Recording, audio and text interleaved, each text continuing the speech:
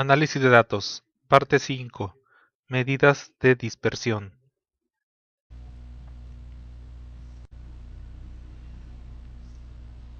La dispersión es una distribución muy importante. ¿Por qué? Porque ofrece información adicional que permite juzgar la confiabilidad de la tendencia central. Dispersión se puede entender como qué tan separados están los datos respecto a la media. Si están muy dispersos, la media es menos representativa. En cambio, si están más cercanos a la media es mucho más representativa. En este ejemplo, la media es 19.8 que se localiza en este punto. Según la distribución, tenemos muchos datos a la derecha de la media y tenemos también datos muy alejados de la media. Esta distribución se antoja muy dispersa y podemos ver aquí en los valores que más adelante vamos a ver cómo se obtienen, que la media es 19.8 y la dispersión es 10.39, más de la mitad de la media. La primera medida de tendencia central que vamos a ver es la varianza, que es sigma cuadrado.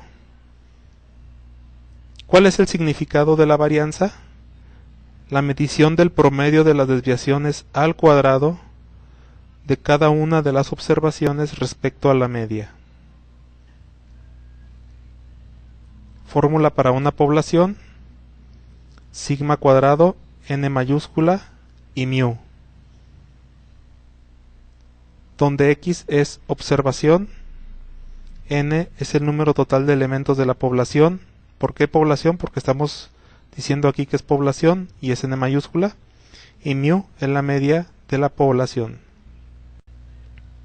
Para una muestra tenemos que en lugar de mu es x testada, en lugar de n mayúscula es n-1 y en lugar de sigma mayúscula es sigma minúscula al cuadrado. Y la interpretación de los datos es similar a la media de la población. Desarrollando un ejemplo, suponemos que tenemos este conjunto de datos. Son 20 datos. Primero determinamos la media, que es la suma de todos los datos entre el número total de datos. Suponemos que es una población, dado que estamos calculando mu, 78.6.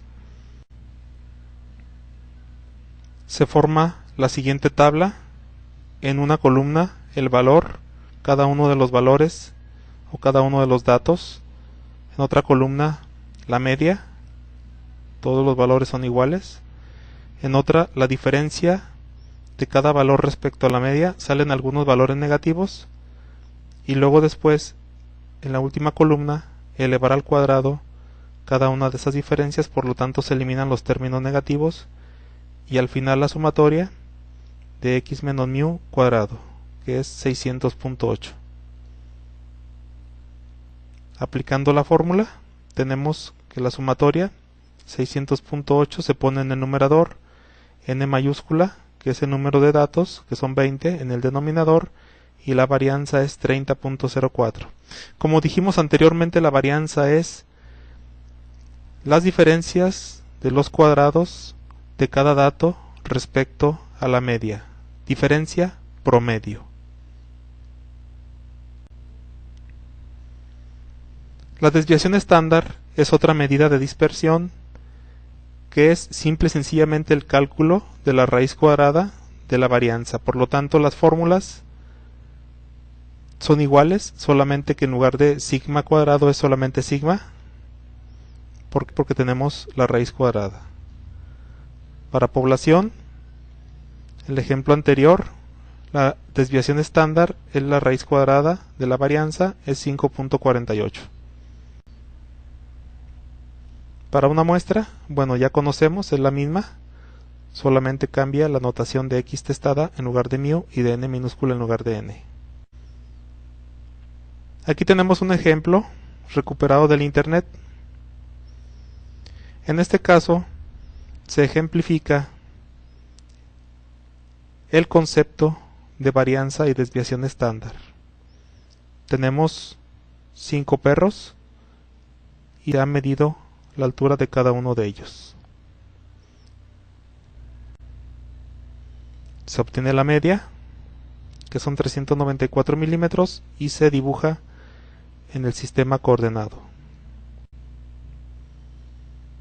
Se calcula la diferencia de esa media con la altura de cada perro. Algunas son negativas, porque hay algunos perros que son menores que la media y hay otros perros que son mayores que la media. La varianza es esas diferencias, la sumatoria de esas diferencias al cuadrado sobre el número total de datos, que son en este caso 5. La varianza 21.704.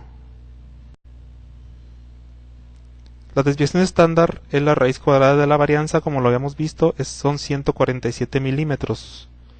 Por lo tanto, aquí se colocan dos líneas azules, donde se ve o se muestra que son 147 milímetros a partir de la media hacia arriba y hacia abajo de distancia